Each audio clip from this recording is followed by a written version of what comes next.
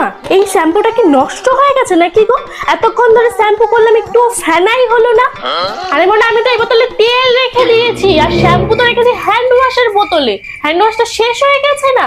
ও, তার মানে এতক্ষণ ধরে শ্যাম্পু করার বোতলে আমি মাথা ভর্তি করে তেল দিলাম, তাই তো?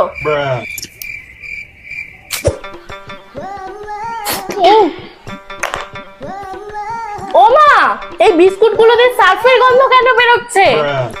সার্ফের গন্ধ বেরোচ্ছে?